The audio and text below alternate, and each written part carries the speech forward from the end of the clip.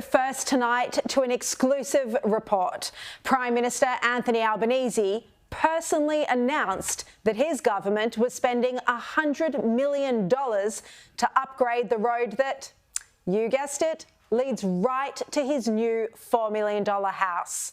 I can reveal that in June this year, Albanese personally spoke about Avoca Drive undergoing a major upgrade. Have a look.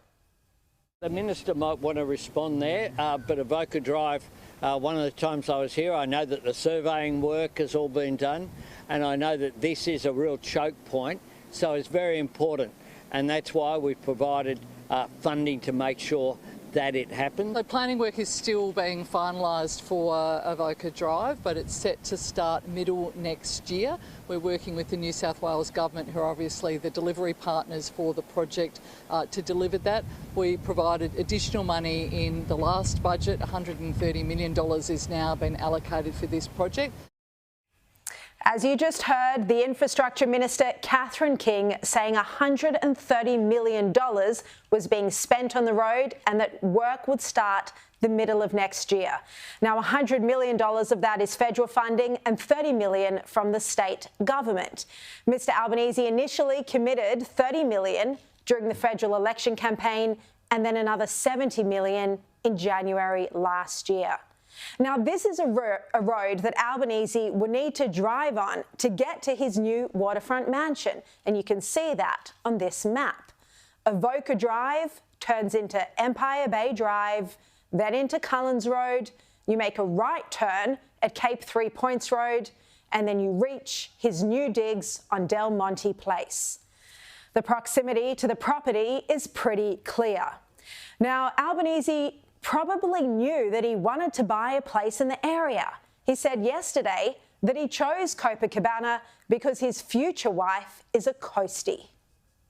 Jodie's a coastie. She's a proud coastie. So did Albanese know he was going to buy in the area before he announced the $100 million in taxpayer funds? And is this something that he should have disclosed if he was already on the hunt for properties when he spoke about that funding in June this year? Well, these are questions for the Prime Minister to answer.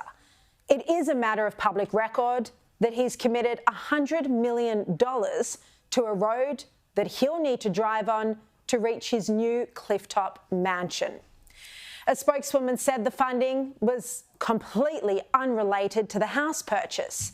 She said that the Albanese government has delivered record road infrastructure funding to ensure Australians everywhere have better roads to drive on.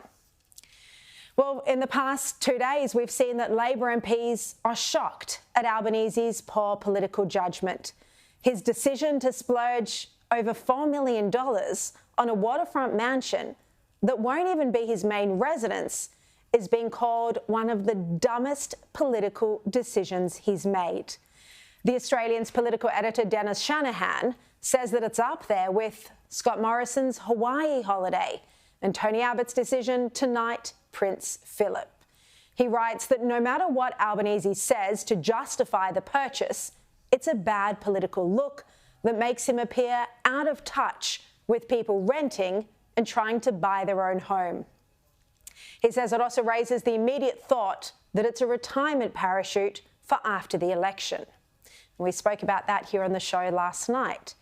Labor MPs were left to have to try defend the Prime Minister's out-of-touch property splurge today. I don't go and talk to the Prime Minister about, what my finances. He doesn't come and talk to me about his, nor should he. If he had, I would have said, mate, you do what you think's necessary for your family. With respect, he's the Prime Minister. He's also an Australian citizen. He wouldn't be the first politician or indeed person in Australia to buy and sell property. Yes, he grew up poor in council housing. As he said, he's been on a good wicket. He's devoted his life to public service. He's been frugal and he's in a new relationship and has bought a house with his fiancée.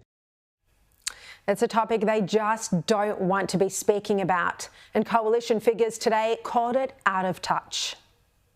Is the Prime Minister out of touch? I've been saying he's out of touch for a long time. Just think that the timing and the tone of this one, it has been a little bit tone deaf. The homeowners in Australia that I'm worried about at the moment are people who can't afford their mortgages. But the opposition doesn't need to attack this. It's obvious to anyone that it's tone deaf, insensitive and out of touch. It's a slap in the face to ordinary Australians who can't afford to buy a home or meet their mortgage repayments. How can the Prime Minister stand up there and tell Australians that he understands what they're going through when he's buying a clifftop mansion? Now, I've confirmed that he did take time out from running the country to go and do an inspection of this home before he bought it. So he was off house hunting while Australians were struggling to pay their bills, meet their mortgage repayments after 13 interest rate rises. But this also shows that he just doesn't care enough about winning the next election.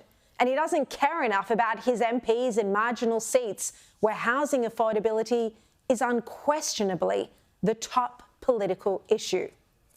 One can only assume that he's become swept up in the entitlement. He travels in a private plane that he jokingly refers to as Toto 1 after his dog. He's got a chauffeur, a cook, free travel and hotels.